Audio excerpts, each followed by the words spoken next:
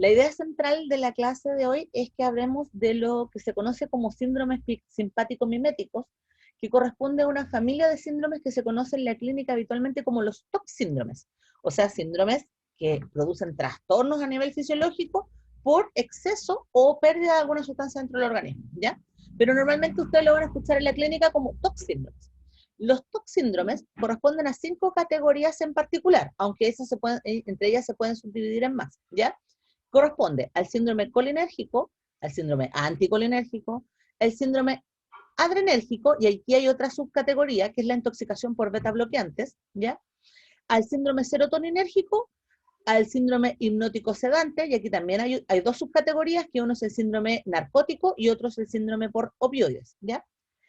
Como obviamente no tenemos todo el tiempo del mundo, no podemos pasarlos todos, pero nosotros vamos a partir con los 3 primeros que están arriba, ya colinérgico, anticolinérgico y adrenérgico.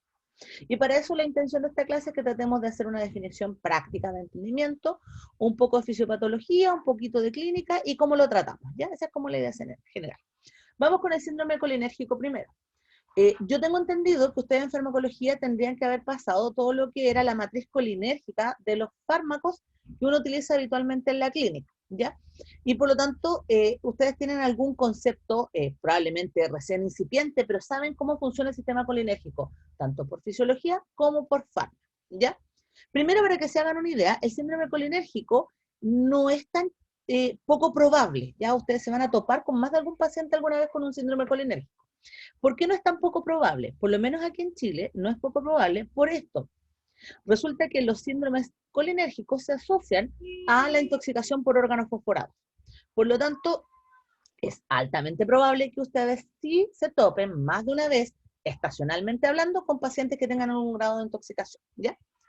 Primero, ¿qué es lo que es un síndrome colinérgico? Vamos a llamarlo como una hiperactividad colinérgica, ¿ya? Que tiene como finalidad estimular tanto la recepción nicotínica como muscarínica, pero va a depender también del medicamento por el cual el paciente se intoxicó. Si es por órgano fosforado, lo más probable es que tengamos activa, ¿cuál de las dos creen ustedes? ¿Los receptores nicotínicos o los muscarínicos?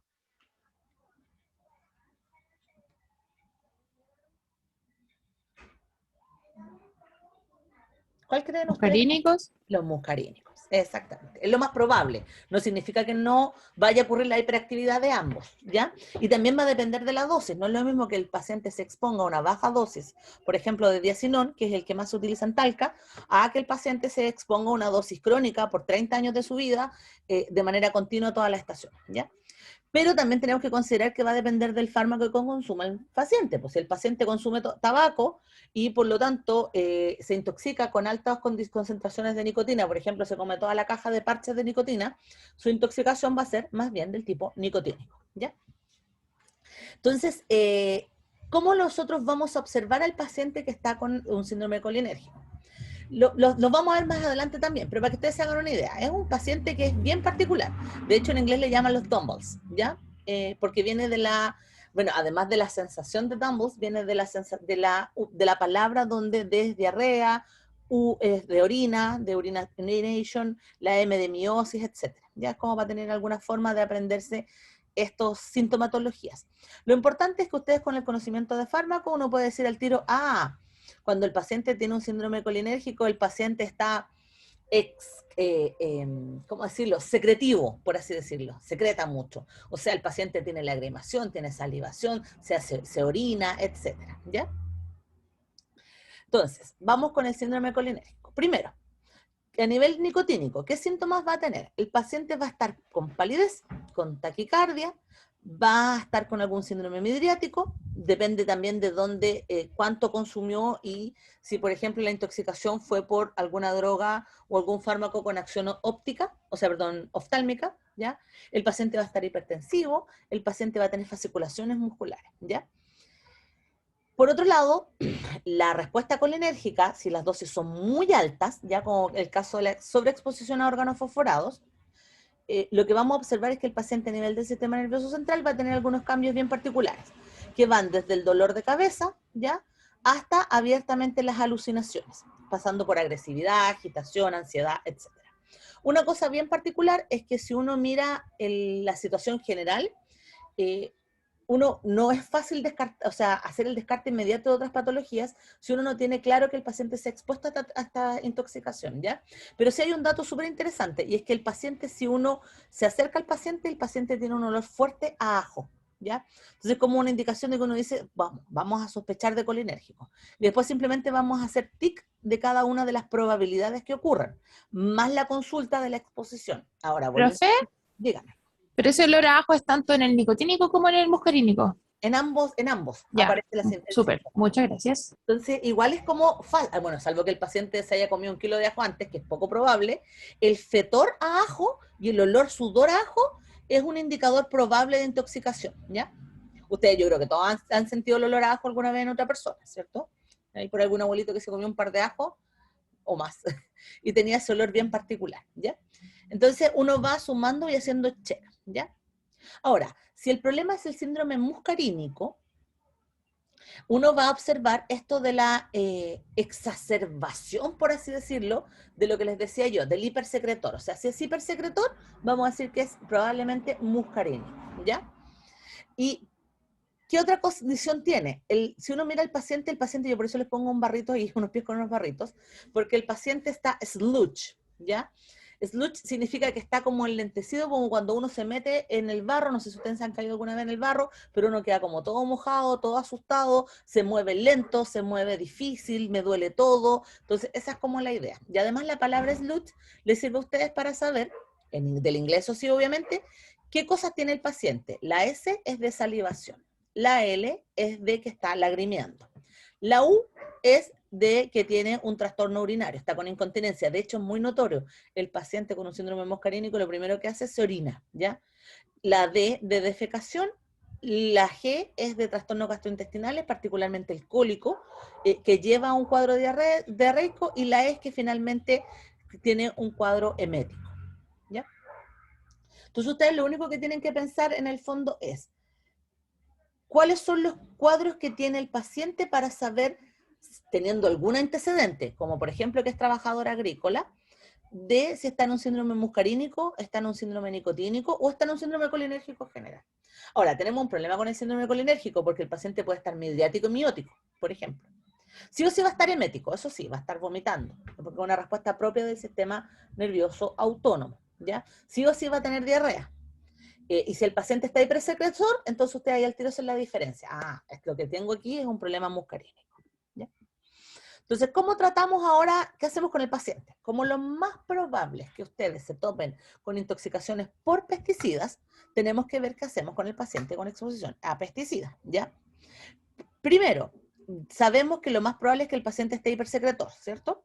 Pero además, los órganos fosforados, su vía de ingreso en el organismo es vía mucosa, pero también por probabilidad por la vía respiratoria, ¿ya? Eso que ustedes ven ahí al frente, que es el caballero que está en el fondo poniendo pesticidas, ¿ya? La verdad es que lo está haciendo absolutamente incorrecto, de hecho va contra la ley, porque la ley en 1999, justo antes del 2000, decretó que en Chile para el uso de pesticidas de la familia de los órganos fosforados, el paciente tenía que tener traje completo, ese traje espacial, tenía que tener gafas para elementos químicos y tenía que tener una mascarilla de respiración, ¿ya?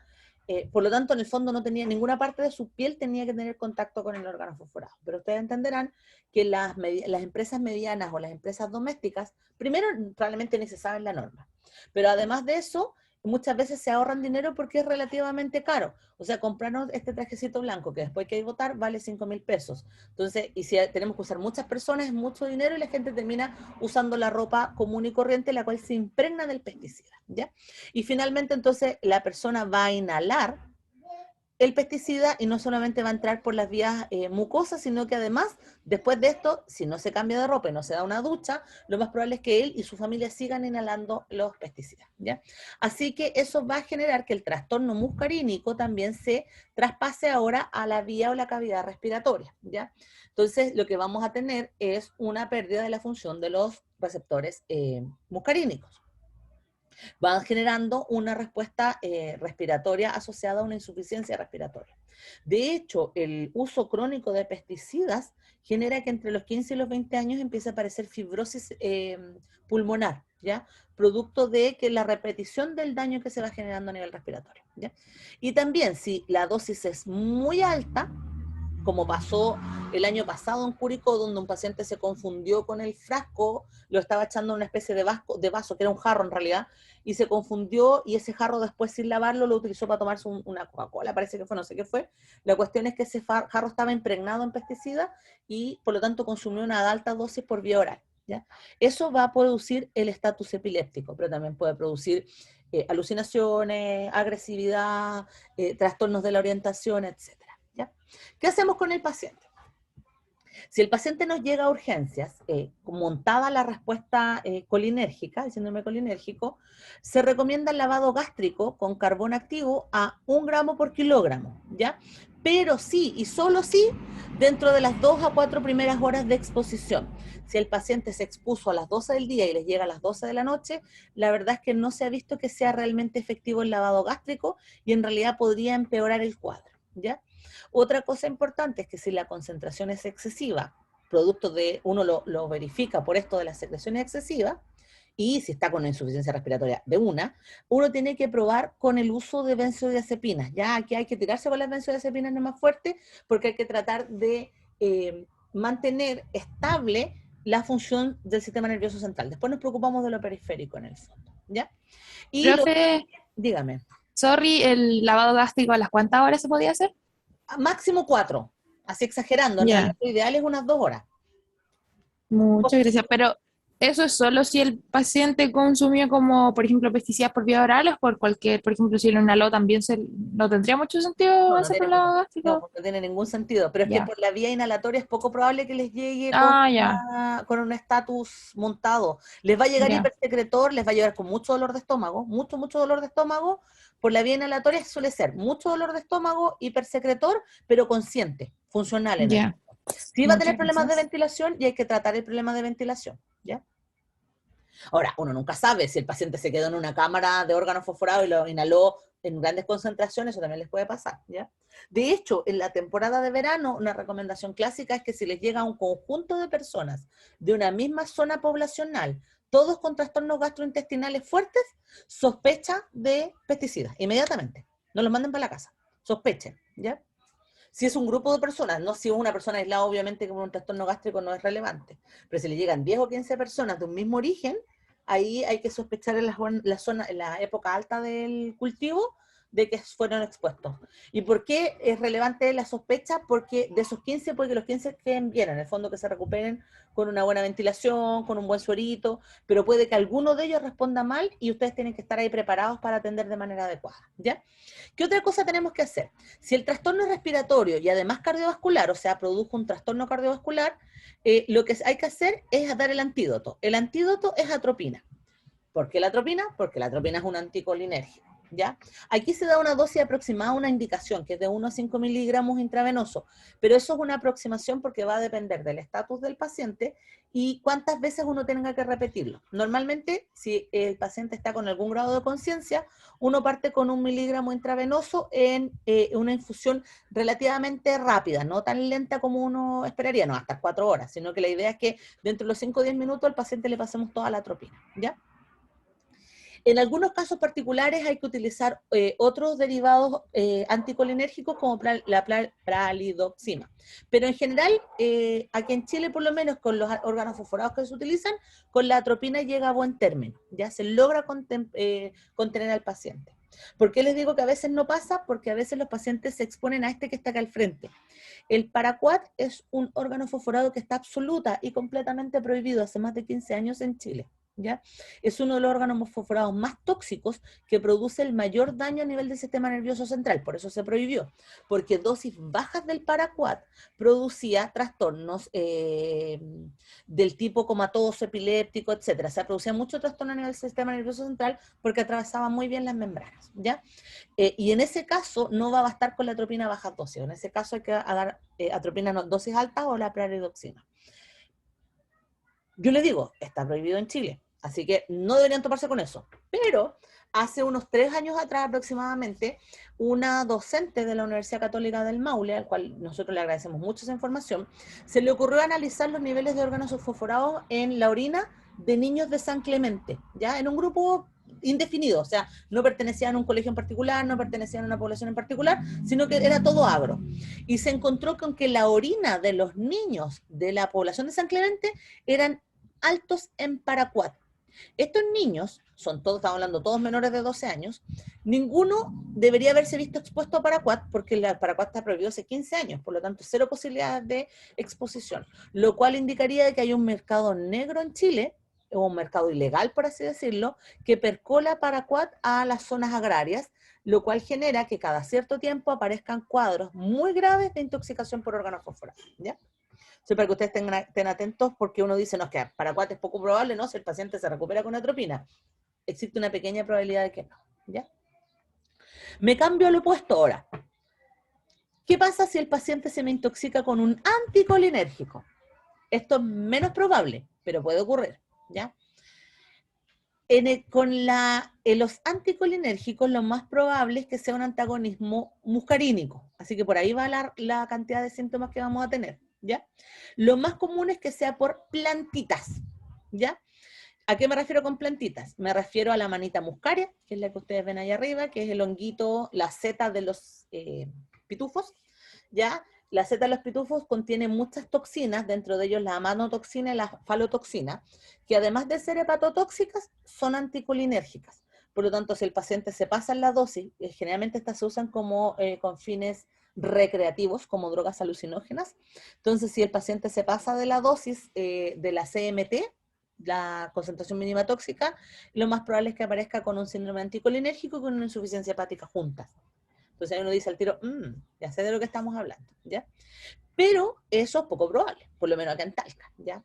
Pero sí ustedes se pueden topar con esto, con intoxicaciones por antihistamínicos, particularmente dentro de los antihistamínicos. ¿Cuál grupo creen ustedes? ¿Ustedes tuvieron antihistamínico a todo esto? Porque si no, nos sacan a conocer la pregunta.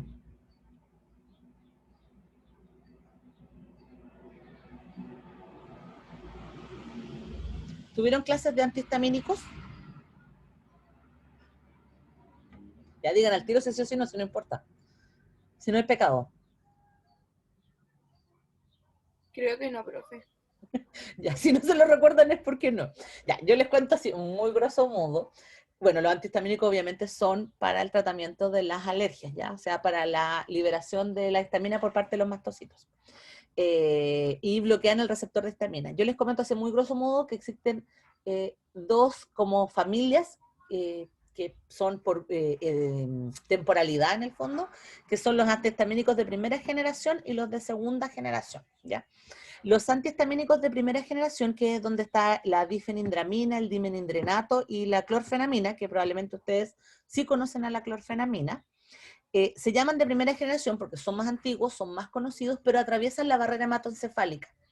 Y cuando atraviesan la barrera hematoencefálica, además de tener acción sobre la histamina del sistema nervioso central, es decir, inducen sueño, tienen también acción sobre la vía colinérgica, bloqueando la vía colinérgica, ¿ya? Entonces, los efectos adversos de los antihistamínicos de primera generación incluyen resequedad de la boca, serostomía, problemas de enfocalización de la vista, y mucha somnolencia producto de la acción histamínica.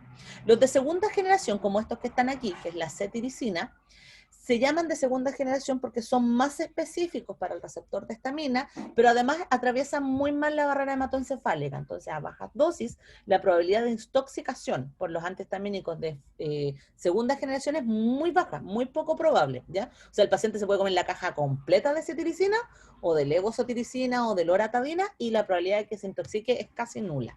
En cambio, con la clorfenamina, o los otros que les mencioné yo, el dimenindrinato y dimenindramina, la probabilidad es más alta. De hecho, si un paciente se come una caja de clorfenamina, va a terminar en urgencias por esto, por un síndrome anticolinérgico, ¿ya?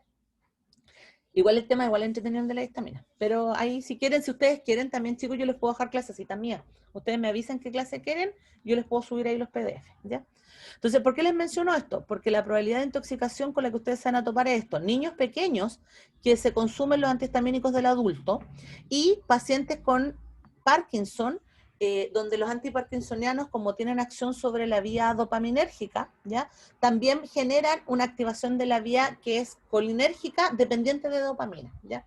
No sé si he tenido clases de antiparkinsonianos, pero independiente de eso, lo más común es eso, ¿ya? Y en este caso son adultos mayores que se confunden en la dosis, pero es común, pero no tan común. Es más común los niños pequeños que toman antihistamínicos, ¿ya? Y lo otro son las personas que consumen hongos alucinógenos, ¿ya? ¿Cómo se ve el síndrome del paciente que consumió anticolinérgicos? Bueno, es un poco todo lo opuesto a lo que vimos en la primera parte de la clase, ¿ya? De hecho, hay una regla, una mnemotecnia, que yo me la sé solo en inglés, pero yo sé que en español existe, que dice que es caliente como una liebre, seco como un hueso, rojo como una betarraga, ciego como un murciélago, loco, aquí dice loco como el sombrerero, ya, porque en inglés los sombrereros, alguien dijo por ahí, lo recordó, que los sombrereros locos se asociaban a trastornos colinérgicos, en el otro caso era a otra intoxicación, eso sí. Rápido como un gato y lleno como una garrapata, ¿ya? O edematizado en el fondo. ¿Qué significa esto? Yo insisto, sé que la mnemotecnia existe la versión en español, solo hay que buscarla, ¿ya? El caliente como una liebre hace cuenta de que si uno toma o toca la piel del paciente con el síndrome anticolinérgico, el paciente está muy elevada la temperatura, está en un estado de entre 38 y 39 grados más, o más incluso a veces, ¿ya? Seco como un hueso significa que perdió toda la hidratación dérmica y de hecho se puede producir heridas solo por el roce, ¿ya? Rojo como una betarraga, bueno, producto de la vasodilatación periférica autonómica, ¿ya?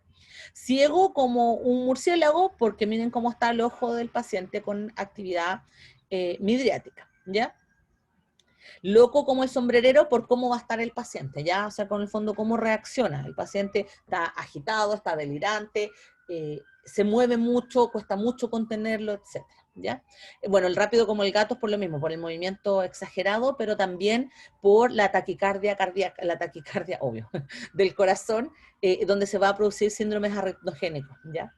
Y el full asatic, el llenito como una garrapata, es porque el paciente va a empezar a edematizar, ¿ya? Entonces, en el fondo, ¿qué vamos a tener? Un paciente con serostomía, un paciente midriático, un paciente que no logra localizar vista, focalizar, paciente taquicárdico, va a tener una vasoconstricción, pero en manos y pies, pero por otro lado una vasodilatación en cara, ¿ya? Va a tener estreñimiento, va a tener retención urinaria y va a eliminar totalmente la producción mucosa y de sudor.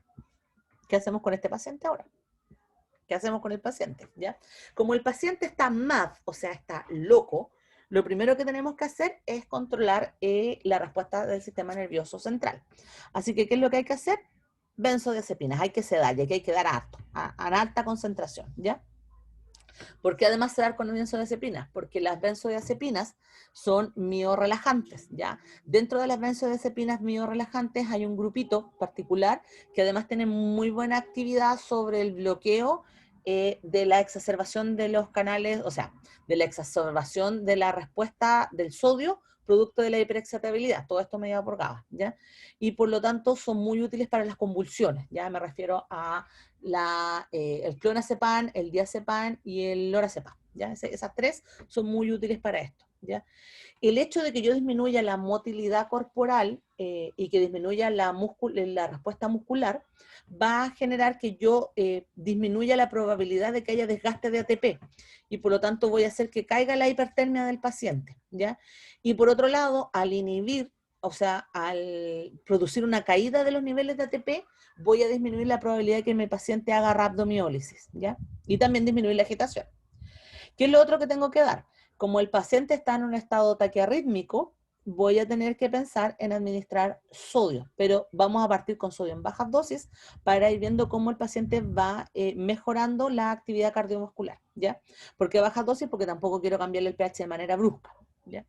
Otra cosa es que si lo utilizó por la vía oral, por ejemplo, en el uso de lo que les decía yo de los hongos o los antihistamínicos, siempre se puede dar carbón activado, siempre y cuando ustedes sospechen que el paciente todavía tiene en la vía gastrointestinal la medicación presente, ¿ya? Como les decía yo, lo más común es que va a ser el pediátrico, y los pediátricos atienden, se van muy rápido de urgencia, lo que se puede utilizar rápidamente el carbón activado ya, porque eso va a generar en el fondo de que haya una menor absorción y por lo tanto menor daño al sistema nervioso central, ¿ya?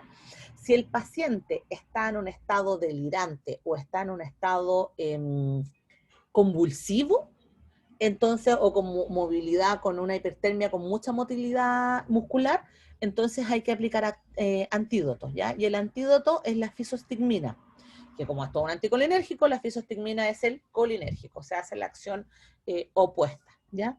Y normalmente se parte con dosis de 0.5, o sea, 0.5, máximo 2 miligramos, ¿ya? Que sirve con el fondo como para poder contrarrestar la actividad de la droga que consumió el paciente, pero además como es un inhibidor de la acetilcolinesterasa, permite aumentar los niveles de acetilcolina en los plexos, ¿ya? Y eso mejora en el fondo la respuesta neuromuscular. Eso. Lo otro que es importante es que cuando la fisostigmina no se puede administrar antes de haber controlado la taquiarritmia con bicarbonato. O sea, bicarbonato primero, luego controlar un poco la taquiarritmia, después voy a la fisostigmina, ¿ya? Porque si no vamos a hacer daño el corazón, ¿ya? Y finalmente dentro de este mismo grupo de los colinérgicos tenemos a la alfa-latrotoxina, que ustedes la ven ahí al frente, que es el veneno derivado de esa querida araña, que ustedes, ¿cómo la conocen ustedes? ¿No es una viuda negra esa? Exactamente, es una viuda negra, una querida y adorada viuda negra, ¿ya? Bueno, esta arañita, en general, bueno, ustedes saben que convive con nosotros en Chile, ¿cierto? Y que le gustan todos los lugares húmedos y oscuros. Por lo tanto, uno la puede encontrar debajo del lavamanos, uno la puede encontrar en todos los jardines, detrás de las casetas de jardín, dentro de las mangueras de jardín, porque ahí estamos húmedos y oscuros. En todas las construcciones viejas, cuando uno guarda madera, por ejemplo, y empiezan las lluvias, lo primero que ellos hacen es que como la madera permite que no se ahoguen y tiene ranuras, se guardan también en estos lugares, ¿ya? La probabilidad de contacto en realidad es bastante baja en Chile, porque si bien es una araña que es peligrosa, tiende a estar alejada de los seres humanos, no es como la araña de Rincón, que está pegada con nosotros, pues ella convive con nosotros, ¿ya? Pero en general es poco probable, pero cuando ocurre, aparece entonces la respuesta de, para que ustedes se hagan una idea, no sé si estaba por ahí, a ver si tengo el monito, no sé si lo tengo, no lo tengo, ya no importa, parece que lo perdí. Tenía un monito de cómo aparecía la mordedura, cómo se veía en el fondo. Pero lo que ustedes van a tener aquí es un síndrome colinérgico, pero además del síndrome colinérgico van a tener un envenenamiento, ¿ya? O sea, tienen que sumarle al síndrome colinérgico el envenenamiento por la alfa-latrotoxina, ¿ya? Entonces aquí no estamos, o sea, si bien uno habla de una intoxicación, en realidad no estamos hablando de intoxicaciones, sino que de envenenamiento del paciente, ¿ya? ¿Qué es lo que ustedes van a observar? El paciente está con una exacerbación de la respuesta colinérgica, va a estar sudoroso, va a salivar mucho, va a liberar mucho sudor, va a lagrimear mucho, se va a orinar de hecho, pero una cosa bien interesante es que como produce una activación de la musculatura, el paciente, en el caso del varón, va a tener un priapismo, ¿ya? Que en el fondo va a tener un aumento de la función eréctil, que es de ahí donde viene la famosa frase picado de la araña, ¿ya? Que en el fondo produce una erección involuntaria y muy dolorosa en el paciente, por cierto, ¿ya?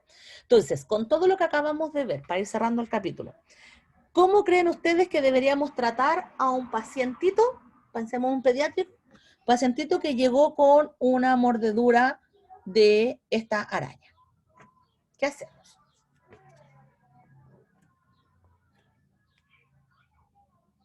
Porque algo hay que hacer, obviamente. En Chile no hay antisuero por si acaso, así que no me digan le damos antídoto.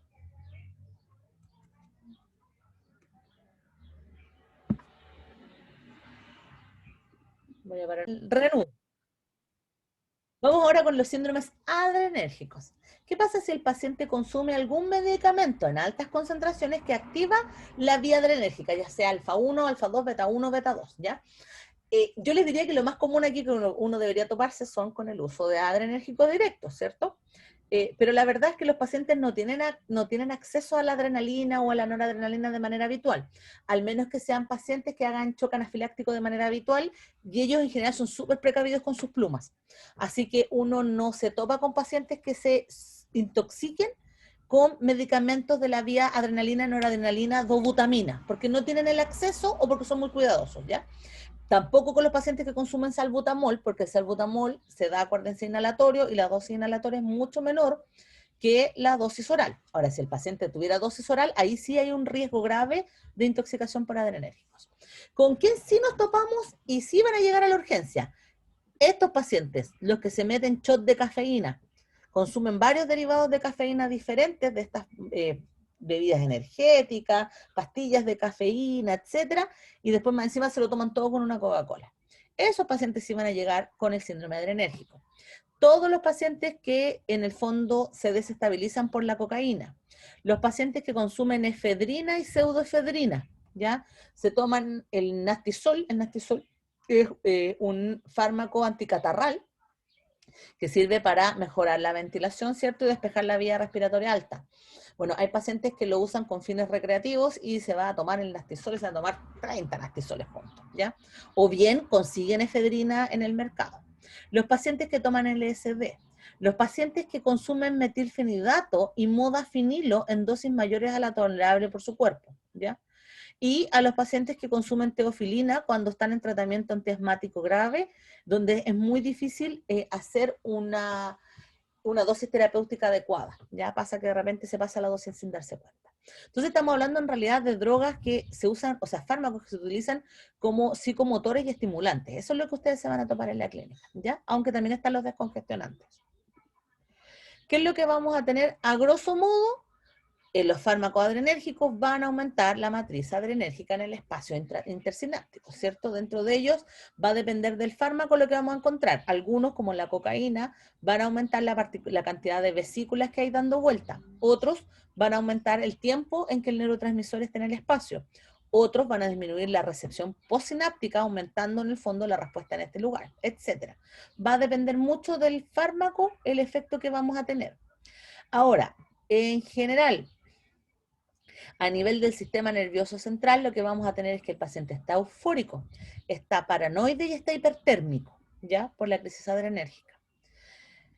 Y a nivel del sistema simpático, el paciente va a estar hipertenso, va a tener arritmias cardíacas y puede llegar a tener un infarto al miocardio, y eso es lo grave en el fondo. También va a tener hemorragias a nivel del sistema nervioso central y cardíacas, ¿ya? ¿Cómo voy a ver a mi paciente? ¿Cuál es el estado general de mi paciente? Siempre es el control de la hipertensión arterial, es un indicador clave para saber la gravedad que tiene el paciente, ¿ya? Y después viene todo lo que tiene que ver con los latidos cardíacos. Son las dos como formas. Ojo que los pacientes están ultra eufóricos, están muy agresivos, muy difíciles de controlar, ¿ya? Por lo tanto, ahí está como un tip de qué es lo que tenemos que hacer primero con el paciente, ¿ya? Cuando la intoxicación es muy grande, por ejemplo, cuando hay sobreconsumo de cocaína, el paciente va a llegar infartado, así que, o va a llegar isquemizado. Así que lo más probable es que en realidad el paciente entre inconsciente, no entre con un alto nivel de conciencia, ¿ya? Comentarles también que lo que ustedes van a observar como sintomatología no solamente es la activación alfa y beta adrenérgica, ya que es como lo que uno espera, obviamente, que aumente la respuesta, por ejemplo, de la hipertensión arterial mediada por los alfa 1, ¿cierto? O que aumente la vasodilatación mediada por los beta 1 también, ¿ya? Sino que además tenemos que pensar que va a haber la hiperestimulación alfa 2 a nivel del sistema nervioso central va a producir una hiperestimulación a su vez de la cantidad de noradrenalina, lo cual va a mantener el ciclo funcionando. Por lo tanto, ustedes tienen que detener el ciclo. No basta con controlar la función cardíaca y la función vascular, ¿ya? Sino que además hay que cortar el ciclo en algún momento, y la mejor manera de cortarlo es con administrar un antiadrenérgico, ¿ya? Esa es como la opción clásica que uno tiene, ¿ya? Entonces, volviendo con esto, si la concentración de adrenérgico que consumió el paciente es a dosis muy altas, por ejemplo en intentos suicidas, Lo primero que uno va a observar es que el paciente tiene, además del infarto, el paciente tiene un broncoespasmo y tiene una hipertermia, ya muy notoria. Si el paciente está consciente, eso sí está inconsciente, si está consciente va a tener una conducta destructiva y agitación extrema, la cual va a terminar llegando a una convulsión, ¿ya? Además, la hipertensión va a ser muy notoria y la hipertensión va a generar la hemorragia a nivel craneal, ¿ya? Y a su vez va a producir todos los trastornos constrictores, por así decirlo, asociados a la función cardíaca, o sea, la arritmia, la isquemia miocárdica, el accidente cardiovascular, el accidente cerebrovascular, la hemorragia cardíaca, la hemorragia cerebral, etcétera, los aneurismas, ¿ya? Ahora, si el paciente consumió bajas dosis, pero aún así suficientes para entrar en la intoxicación, el paciente va a estar taquicárdico, pero no necesariamente arrítmico, ¿ya? El paciente va a estar agitado, el paciente va a estar combativo y va a estar en un estado psicótico. Esto que está aquí se observa mucho en los pacientes que se toman, que consumen, por ejemplo, el modafinilo y el metilfenidato, que como no es que haya más acceso, pero hay una mayor probabilidad de acceso a esos fármacos que a los adrenérgicos como tal, ¿ya? Y por lo tanto la mayoría de los pacientes llegan delirantes. Eso es como lo que más uno observa. Los trastornos los cambios de la hipertensión arterial, los cambios taquicárdicos y el paciente en un estado delirante, ya en un estado paranoico. También esto se observa cuando los pacientes usan dosis altas para bajar de peso de un fármaco que se llama fentermina, que es un derivado anfetamínico, ¿ya? Una cosa súper importante es que si el paciente llega elevado con la presión arterial, ustedes a priori no tienen por qué saber que eso fue por una acción adrenérgica, ¿ya? Hay muchas probabilidades de que uno diga, oye, desde que el paciente tiene un feocromocitoma hasta que algo otra cosa le produjo el aumento de la presión arterial. Si es la imposibilidad de controlar el aumento de la presión arterial, la que usted les va a decir que es un síndrome adrenérgico. Pues un paciente llega hipertenso, alto, muy descompensado, y ustedes le dan cualquier dosis de antagonistas o de cualquier fármaco en realidad para el control de la presión arterial y se controla rápido, lo más probable es que entonces no haya sido una intoxicación adrenérgica. Entonces no sea un exceso de función adrenérgica en el organismo. Por otro lado, si ustedes, y el paciente llega con la hipertensión así montada, muy, muy, muy mal, muy descompensado, y ustedes le dan, por ejemplo, un YECA, por ejemplo, y el paciente no controla la hipertensión con el YECA, entonces ustedes ahí tienen que sospechar inmediatamente de una hiperadrenergia, ¿ya? Entonces, ¿qué es lo que hacemos con este paciente? Está pasando un vehículo. Lo mismo que el anterior, tenemos que preservar la función del sistema nervioso central y tenemos que frenar la actividad simpático-mimética del cerebro, ¿ya? Por lo tanto, lo primero que hay que hacer es sedar rápidamente. La mejor manera que ustedes tienen de sedar a la mano, benzodiazepinas, ¿ya? Generalmente, cuando uno administra benzodiazepinas y seda al paciente, inmediatamente disminuye la taquicardia y la presión arterial. O sea, efectivamente hay una buena respuesta, ¿ya? En general, ¿qué es lo que se hace? Es que se administra diazepam en bolo lento. Eso es lo que suele ocurrir y suele controlar bastante bien. Ahora, en paralelo, uno tiene que agregar, administrar al paciente un un antagonista beta. Consultas. ¿Qué antagonista beta conocen ustedes que sea como light? O sea, que uno no tenga el riesgo de que altas dosis pudiesen producir daño en el paciente. ¿O no conocen ninguno? No sé si los conocen. Yo sé que los conocen, solo que lo han olvidado.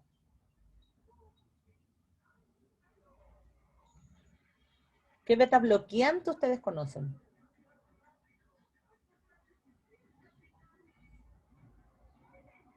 ¿El atenolol, profe, o el propanolol? Ya, ahí me están mencionando algunos, ya el atenolol, el propanolol, ya, y hay montones, el esmolol, etcétera. Ya, ahí de esa familia, el que es más probable por afinidad al sistema nervioso central es el propanolol. Por lo tanto, si el paciente consumió dosis bajas del adrenérgico, y la verdad es que el paciente no está tan descompensado, uno puede utilizar un beta bloqueante como el propanolol.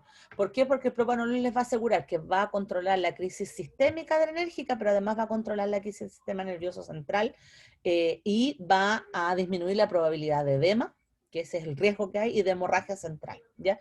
Pero eso solo cuando el paciente no está tan descompensado, porque si el paciente está muy descompensado, nuevamente, benzodiazepinas, eso es lo que tenemos que hacer.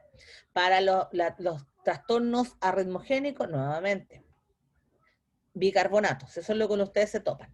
Y si el paciente tiene una hipertensión arterial que ya no lo lograron controlar con nada, o sea, ni siquiera con la benzodiazepina, entonces hay que dar dadores de óxido nítrico, como el nitroprusiato de sodio, ¿ya? Que en el fondo va a vasodilatar rápidamente, y eso va a impedir la isquemia a nivel de órgano, ¿ya? El nitroprusiato es súper útil para eso, vasodilata rápido. El problema es que también hay riesgo de daño con el nitroprusiato, pero eso va a ayudar en el fondo a controlar la vasoconstricción, mejorando la probabilidad de isquemia. Y además, entre medio se puede dar la fentolamina, que es un alfa bloqueante, ¿ya? Y lo que va a hacer en el fondo va a competir, la fentolamina compite de manera directa con la adrenalina y por lo tanto va a bloquear los receptores alfa, que son los que están produciendo el daño a nivel cardíaco, a nivel pulmonar, a nivel del sistema nervioso central, ¿ya? Entonces, para terminar esta idea general, ahí al frente ustedes tienen diferentes síndromes. Este síndrome, el serotoninérgico, lo ven la próxima semana. Este síndrome, el neuroléptico maligno, lo ven la próxima semana, ¿ya? La hipertermia maligna, no se me ocurrió que la podían ver. La hipertermia maligna normalmente uno la ve cuando ve el uso de levotiroxina, porque ahí es como fuerte al callo, cuando los pacientes se intoxican con drogas que son tiroides, o sea, que aumentan la actividad tiroidea, ¿ya? Y el síndrome colinérgico y el síndrome adrenérgico lo vimos ahora. Entonces, yo, para terminar un poco la idea, les digo yo ahora lo opuesto. Les pregunto, con toda la información, ¿qué pasa si es al revés? Un niño pequeño le toma las pastillas a la mamá y la mamá tomaba atenolol. Esa era la pastilla que tomaba la mamita. Vamos a...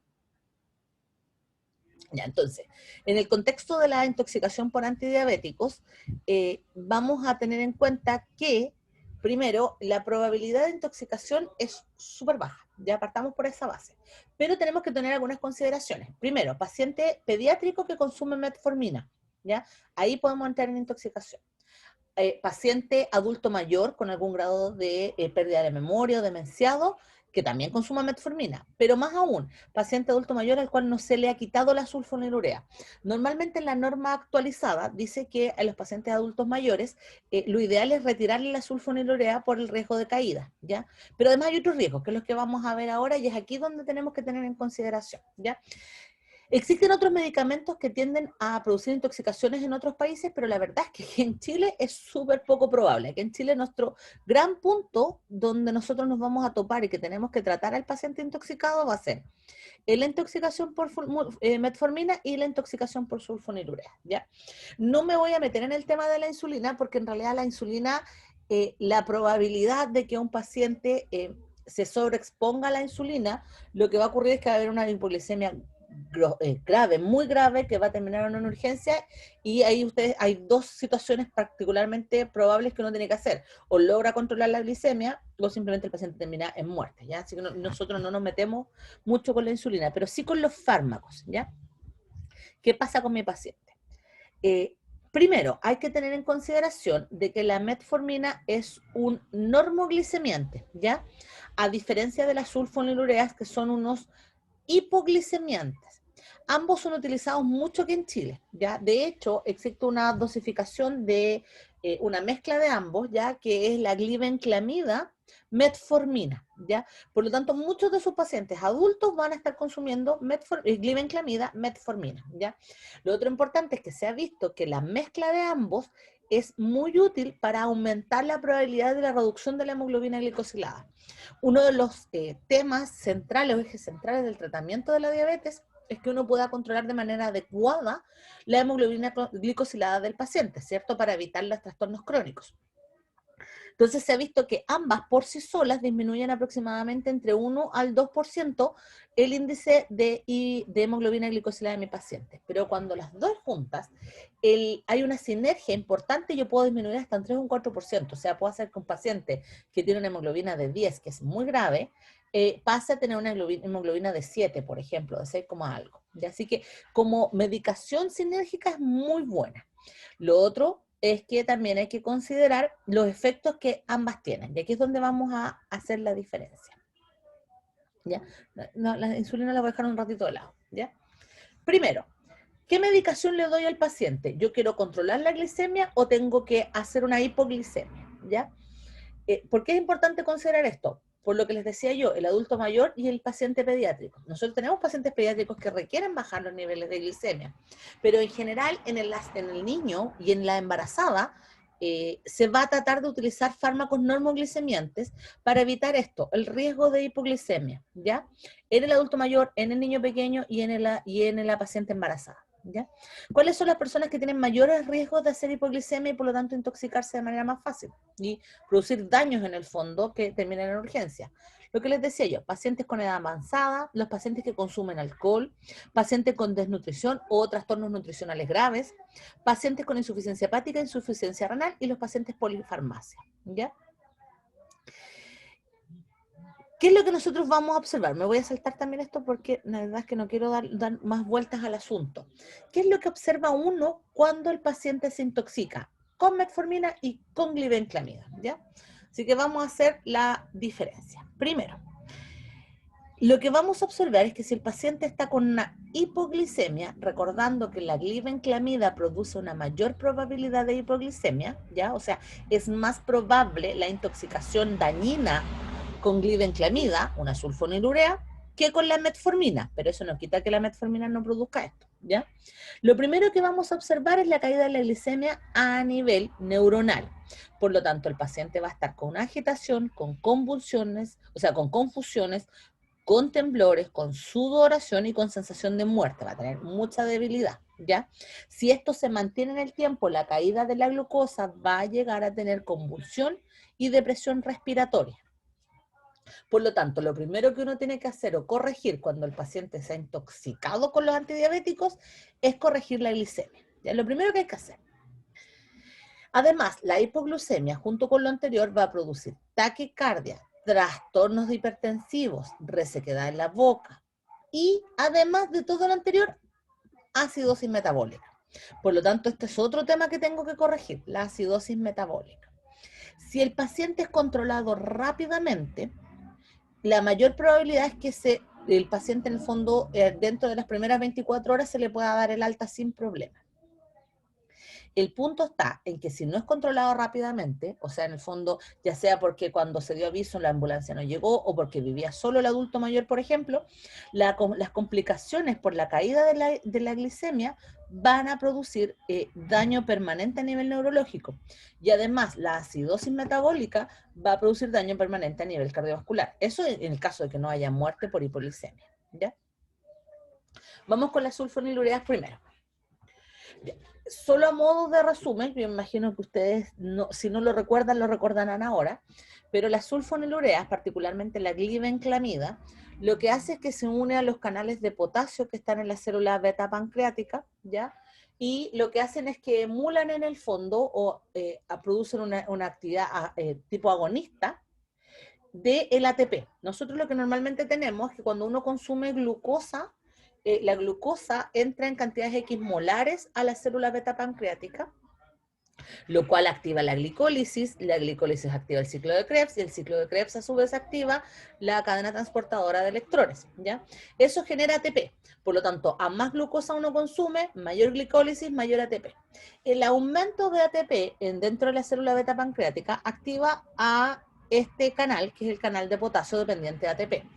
El canal de potasio dependiente de ATP se va a inhibir a altas concentraciones de ATP. Por lo tanto, a mayor glucosa, mayor ATP, mayor inhibición del canal. El hecho de no poder mover el potasio por parte de la célula va a generar una despolarización de la membrana celular, ¿ya? La despolarización de la membrana celular va a generar que entre calcio dentro de la célula, y el calcio va a generar que se muevan las vesículas de insulina liberando insulina.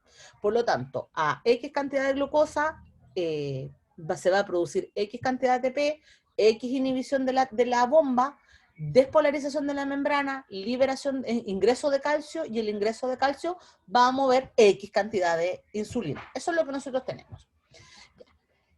Como los pacientes diabéticos tienen trastornos de la insulina, o sea, ya sea por sensibilidad o por disminución de la sensibilidad o por baja producción, las sulfonilureas lo que van a hacer es que van a atacar directamente al canal de potasio, independiente de la concentración de glucosa que hay en el medio, ¿ya?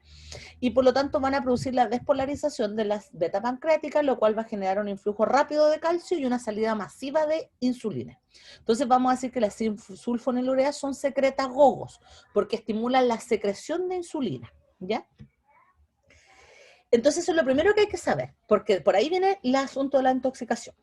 Otra cosa importante que hay que saber es que las sulfonilureas, dependiendo de la que tomó el paciente, nosotros vamos a encontrar con el medicamento clásico, el bioequivalente, que dura entre 8 a 10 horas su vida media, ¿ya? Eso significa que si el paciente consume glibenclamida en altas dosis, o bien el paciente sensible como el adulto mayor a la glibenclamida, el efecto que ustedes esperan tener en el paciente va a durar entre 8 y 10 horas. Pero ojo con eso, porque también existe un formato o medicación que es retard. ¿Qué significa esto? Que prolonga el tiempo de acción de la medicación, ¿ya? Y en la glibenclamida existe un formato retard de 24 horas. ¿Por qué les menciono esto?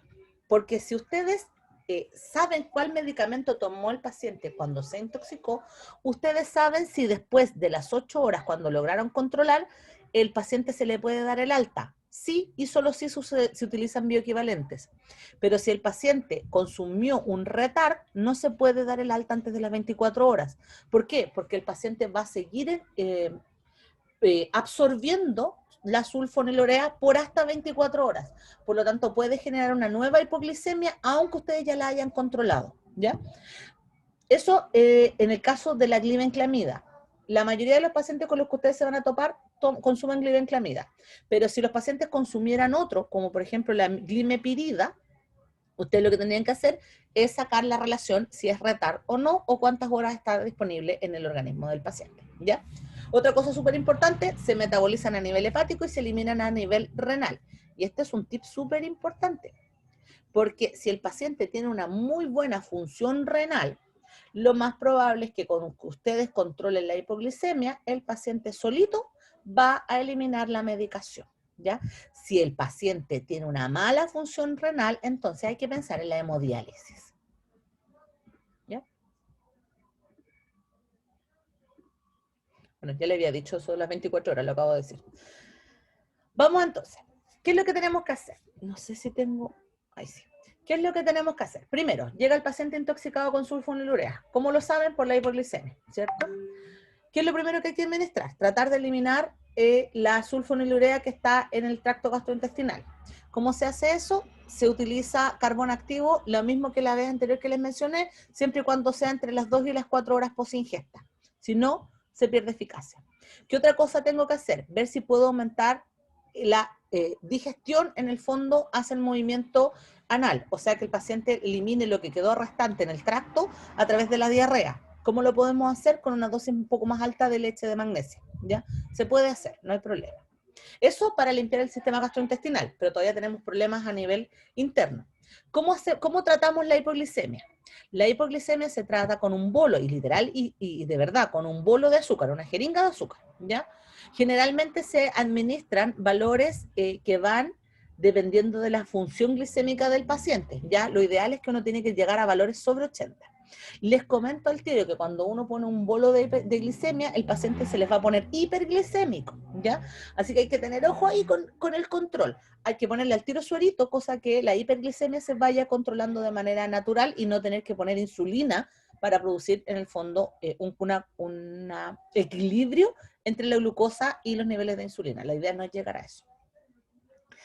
Otra cosa importante, hay que ver cómo está la función hepática. ¿Cuánto depósito hepático tiene el paciente de glucosa?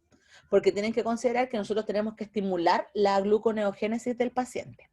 Si el paciente tiene una función gluconeogénica bastante buena, o sea, un hígado sano, normal, y nosotros queremos estimular la producción de glucosa por parte del hígado, porque el paciente en realidad está casi en cero glucosa, podemos administrar glucagón, pero la verdad es que la mayoría de la información a nivel internacional dice que no se logra una mejora notoria en la administración de glucagón, ¿ya? Porque en el fondo la idea del glucagón es que se estimule el hígado y el hígado produzca glucosa, pero eso tiene un tiempo súper limitado, o sea, es más fácil inyectar más glucosa que estar dando un fármaco como glucagón. Sí tenemos una opción, y esta es súper importante. Tenemos un fármaco que es el antídoto para las sulfonilureas, que se llama octreotida, ¿ya? La octreotida es un análogo de somatostatina, es decir, es un fármaco que se usa para tratar la acromegalia y que también se usa para los tumores que están relacionados con la secreción hormonal, tumor paratiroideo, tumor hipofisario, etcétera, ¿ya? O cualquier tipo de tumor secretor de este tipo de hormonas. ¿Qué es lo que hace? La octreotida, que se utiliza con esos otros fines, dentro de sus funciones como un análogo de somatostatina, bloquea, por así decirlo, a la insulina, ¿ya? ¿Qué significa esto? Que a nivel beta pancreático va a generar que el organismo deje de liberar insulina a nivel beta pancreático. ¿Por qué les explico esto? Porque si ustedes toman el paciente que está intoxicado, el paciente le ponen glucosa, súper, aumentó la hiperglicemia, se ve como bien, el paciente todavía está ido, todavía está, en el fondo no está con buena función, pero ustedes dicen, ok, si yo le mido los niveles de glucosa, se ve que están los niveles de glucosa normales. Pero se les olvida a ustedes que la sulfonilurea durante las próximas 8 horas va a seguir presionando al canal de potasio para que libere insulina. Por lo tanto, el paciente va a tener a los pocos minutos después de que ustedes normalizan la glucosa, el paciente va a tener una caída de los niveles de glucosa por la estimulación insulínica beta pancreática de la sulfonilurea. Y eso va a hacer que ustedes vuelvan a poner glucosa, y eso va a hacer que el sistema vuelva a liberar insulina, y van a estar peleando con la función pancreática 4 o 5 horas, lo cual, además de desgastante, produce mucho daño en el paciente. Entonces, para evitar eso, junto con el primer bolo de glucosa, uno administra al paciente una dosis única de octreotida. La octreotida, al inhibir la salida de glucosa, va a funcionar entonces como el antídoto de la sulfonilurea, impidiendo que la beta pancreática libere insulina y por lo tanto ustedes puedan mantener los niveles estables de glucosa en el organismo del paciente, ¿ya? En general, con una dosis basta, 4 o 6 horas. Si a las 6 horas o a las 4 horas ustedes evalúan y el paciente empezó a hacer hipoglicemia de nuevo, entonces otra dosis de octreotida, ¿ya? En general, la octreotida con los fines para el tratamiento del crecimiento, o sea, la acromegalia, se utilizan inyecciones cada 4 semanas. Piensen ustedes que aquí ustedes están inyectando cada 4 horas, o ustedes están haciendo una inyección aguda con un final que tiene como, o sea, cuya finalidad es restablecer el índice glicémico del paciente, ¿ya? Otra cosa súper importante, hay que tener en consideración qué más consumió el paciente, porque qué tan grave va a ser mi hipoglicemia. Por ejemplo, se sabe que se exacerba la hipoglicemia con sulfonilureas si el paciente consumió un antiarrítmico como el verapamil, o si consumió omeprazol porque eso aumenta la absorción de las sulfonilureas, o si el paciente consumió betabloqueantes, o si el paciente consumió quinolonas, ¿ya? Eso es, ojo, porque en el fondo la descompensación del paciente va a ser mucho más grave si el paciente consumió estos otros medicamentos. A lo mejor estos otros los consumió en dosis normal, pero van a afectar la hipoglicemia y por lo tanto les va a costar mucho más controlar la hipoglicemia de mi paciente, ¿ya? Profe, Dígame. me surgió una pregunta, ¿Mm? que por ejemplo, colocar octreotida de forma aguda en niños, igual podría afectar su crecimiento. Es que es una sola dosis o son 2 dosis. O sea, efectivamente tú, si al paciente le agregas octreotida, efectivamente vas a bloquear la vía de la somatostatina, pero acuérdate que los niños no crecen en 2 horas. Entonces, en el fondo tú la vas a bloquear, pero después de que le des el alta a las 24 o 48 horas, el niño va a volver a activar su sistema su forma de crecimiento, en el fondo, su sistema hormonal de mediado por somatostatina y de hormona del crecimiento. Por lo tanto, no es grave, ¿ya? No es Ya, que Ahora, el problema sería si uno se lo siguiera inyectando, pero eso no va a ocurrir en urgencia, ¿ya? ya, muchas gracias. Ok. Y de hecho hay un tema importante, cuando uno tiene un paciente, esto, nada que ver con esto por si acaso, nada que ver con intoxicación, pero si a ustedes les llega un paciente juvenil con acromegalia, juvenil porque en el fondo todavía está en vías de crecimiento, uno le da una inyección de octreotide para las cada 4 semanas, pero además como pillería, y esto es una pillería, uno puede inyectarla 4 veces al día la primera semana o las 2 primeras semanas. ¿Cuál es la finalidad? Bloquear el crecimiento del niño, cosa que en esas 4 semanas que se va a demorar en hacer efecto el medicamento, el niño no gane más centímetros, ni gane más daño tisular.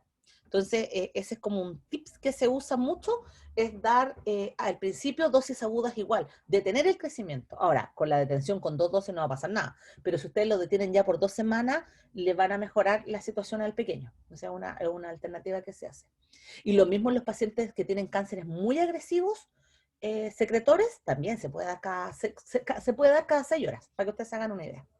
Pero no tiene nada que ver con intoxicación, sino que para que en el fondo es para que el paciente se sienta mejor. Otra cosa súper importante, ahora que me lo preguntó, disculpe, la octreotide, uno de los efectos adversos que tiene, si uno da más de una dosis, es que produce mareos y náuseas, ¿ya? Si el paciente vomita, el paciente se les va a deshidratar, y una deshidratación con una hipoglicemia es riesgo cardiovascular gigantesco. Por lo tanto, hay que dar medicamentos para controlar el mareo, o sea, a nivel de la zona del gatillo. Yo no sé si ustedes se acuerdan de gastrointestinal o no han tenido gastrointestinal, pero yo les comento que el mejor medicamento para controlar el mareo y la emesis a nivel de la zona de gatillo del sistema nervioso central son los cetrones, particularmente el odacentrón, ¿ya? Que es un fármaco que se utiliza para el control de los vómitos en la quimioterapia, ¿ya? Eso es como lo más habitual. Entonces, si uno sospecha que su paciente pudiese llegar a vomitar por el efecto adverso de la octreotide, o ustedes ven que si el paciente se marea post inyección de la octreotide, lo que se recomienda es inyectar odacentrón, ¿ya? Y así el paciente no les vomita y no se les deshidrata, porque si no se les descompensa. Entonces ustedes tienen que evitar la descompensación, que ya de por sí está descompensado. Otro tip más en la vida. Ya, cambio, para que vayamos terminando el asunto. Bueno, ¿y qué hago ahora si el paciente se me intoxica con metformina? Insisto, la metformina es más común en los niños pequeños, la intoxicación, ¿ya? No es tan común en los adultos mayores porque lo toleran bastante bien, ¿ya? No sé si ustedes lo saben también, pero la metformina, la dosis máxima tolerada, o sea, la CMT es 2.5 gramos, ¿ya? La metformina viene en formato de 500, de 850 y de 1. Cuando a un paciente se le receta de 850, lo máximo que uno puede recetar al día son 3 de 850, porque con 3 llego a 2.55, o sea, llego justo al límite de la concentración mínima tóxica. Así que es muy fácil en estos pacientes que reciben 3 dosis diarias de metformina, que se les olvide que se tomaron una y se tomen otra. Y ahí, pum, cae en el riesgo de intoxicación, ¿ya? En general, la metformina, como mecanismo de acción, es que aumenta ¿cómo se llama?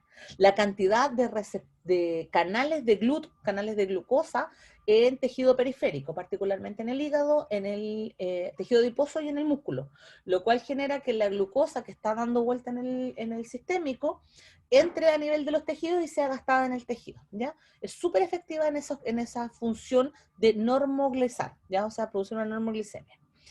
Y además, la metformina disminuye la actividad hepática hiperglicémica, o sea, disminuye o bloquea la gluconeogénesis, preservando la función hepática, ¿ya?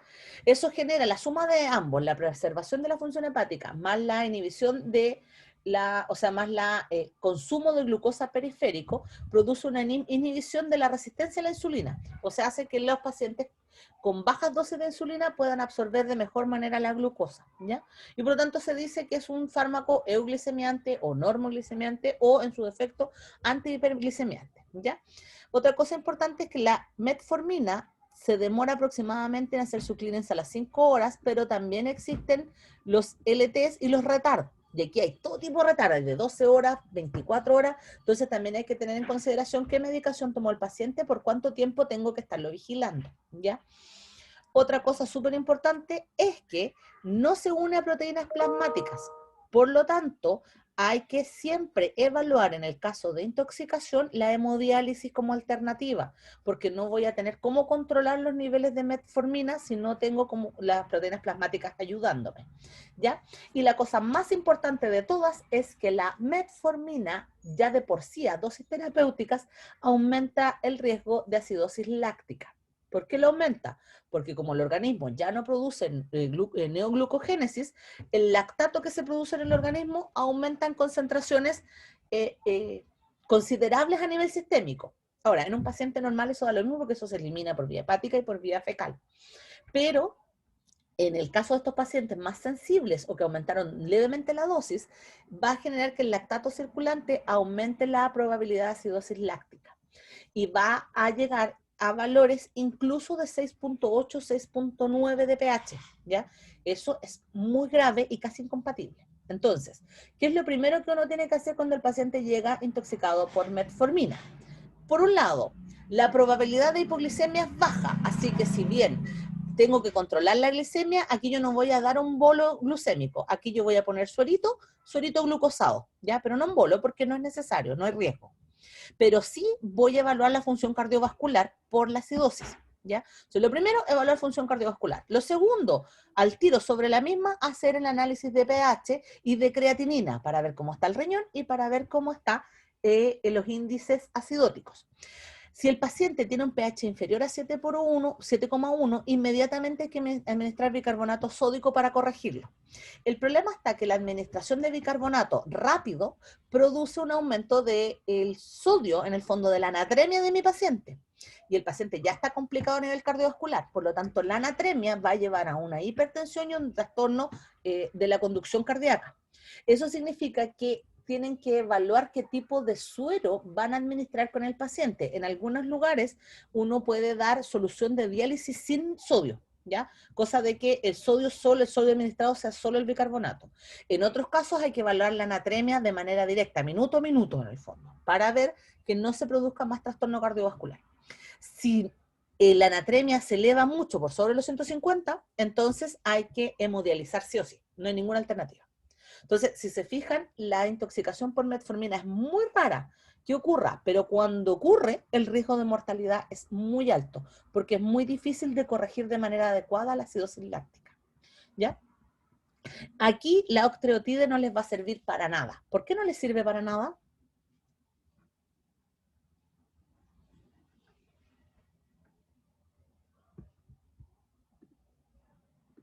Chicos,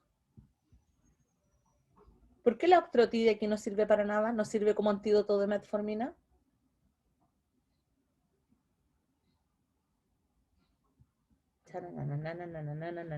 Porque ¿dónde actuaba la octreotide? ¿Se acuerdan?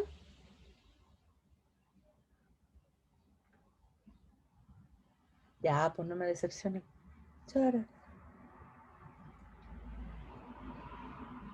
Tírense al agua, el que quiera, diga lo que quiera. Ya me responden aquí. Porque actúa sobre las células beta pancreáticas. Exactamente. Como la octreotide actúa sobre las células beta pancreáticas y la metformina no, por lo tanto no puede ser el antídoto de metformina, porque la metformina actúa a nivel periférico, a nivel de los otros órganos, de los otros tejidos, músculo, hígado y lípidos. Por lo tanto, el octreotide no tiene ninguna función, ya que a mí no me interesa controlar los niveles de insulina aquí. A mí lo que me interesa aquí es controlar la acidosis láctica. Igual tengo que corregir la hipoglicemia, pero como va a ser menos pronunciada, va a ser fácil corregirla con cualquier suerito glucosado, ¿ya? Ahora, otra cosa súper importante, yo les mencionaba que lo máximo tolerado, la CM3 de 2,5 gramos. Aquí empiezan a aparecer los efectos. Se ha visto gente que ha tolerado, y de hecho lo leí en un paper anoche, 89 gramos. No me pregunten cómo demonios una persona llegó a consumir 89 gramos, ¿ya? De hecho, era un joven que con intento suicida se consumió un poco más de 100 pastillas, ¿ya? En estos casos, la verdad es que no tiene mucho sentido utilizar carbón activado si lo más probable es que las 100 pastillas de las 100 que consumió, probablemente 50 ya se absorbieron, o sea, pasó 1000, no sé, 100 veces la concentración tolerada en el fondo por el organismo, ¿ya? Entonces, a modo de resumen, para que uno se haga la idea, tienes que suero inmediatamente, hidratar. Lo primero que hay que hacer es hidratar. Idealmente ese suero viene glucosado para controlar los niveles de glucosa. Verificar la acidosis láctica y la función renal, ¿ya? Verificar la función cardiovascular. Si la función, o sea, si la acidosis está montada en el paciente y el valor es bajo 7.1, a administrar bicarbonato. Por el solo hecho de administrar bicarbonato hay que ver la anatremia. para controlar la anatremia de manera adecuada. Si la anatremia no es tan notoria en el fondo, hay que activar la función renal. Si la anatremia es muy montada, o sea, se va a empezar a producir o trastornos cardiovasculares o del sistema nervioso central, entonces hay que evaluar la hemodiálisis, ¿ya? En el fondo, función renal, equilibrio ácido-base, ácido láctico. Esa es la norma con la metformina. Aquí la glicemia no les importa. Ya a diferencia de la sulfonilurea, aquí la glicemia no es tan relevante. No es que no les importe, si no me van a retar. Es que no es tan relevante y es fácil de controlar, ¿ya? Porque la metformina no produce hipoglicemia y en realidad la hipoglicemia que se va a producir va a ser por esto mismo, porque va a haber un desgaste metabólico, ¿ya? Eso, consideraciones que hay que tener en general en los pacientes que consumen metformina, particularmente, como les digo yo, los niños pequeños y los adultos, hay que evaluar siempre la funcionalidad renal, que también tiene la función renal para soportar la eliminación adecuada de la metformina. En los adultos mayores extremos, se está hablando más de 80, 90 años, la metformina aumenta la probabilidad de acidosis láctica a dosis terapéuticas. Por lo tanto, también hay que evaluar la retirada de la metformina o dejar una metformina de 500 o 2 de 500 en lugar de 3 de 850, ¿ya? En un paciente joven, un adulto, uno puede dejar 3 de 850 sin problemas, ¿ya? Pero un adulto mayor, no, ¿ya? Otra cosa súper importante es que, cuando evaluemos la función renal hay que evaluar el grado de hidratación y la probabilidad de infección renal, ¿ya? ¿Por qué? Porque acuérdense que los pacientes hacen acidosis, ¿ya? Y eso son como las cosas que uno tiene que tener así como en mayor consideración. Está prohibido el consumo de alcohol en ambos casos, con las sulfonilureas y con la metformina, ¿ya? ¿Por qué está prohibido? Porque hacen síndromes asociados a la alcoholemia, ¿ya? Y eso genera diaforesis, síndrome adrenérgico, que empeora en el fondo el cuadro. La intoxicación por metformina, insisto, es rara, pero cuando ocurre es grave. Ya ahí ustedes tienen la tasa de mortalidad, aproximadamente el 45%. ¿Ya? Bueno, esto se los pasé lo del octocride, igual ahí les queda en la diapositiva para que ustedes vean cómo funciona. ¿Ya? Hay otros medicamentos que desgraciadamente aquí en Chile no se utilizan, que también son súper buenos antídotos, ¿ya? Como es el diazoxide, pero como les digo, aquí en Chile no se vende, así que no hay nada que hacer. Ya chicos,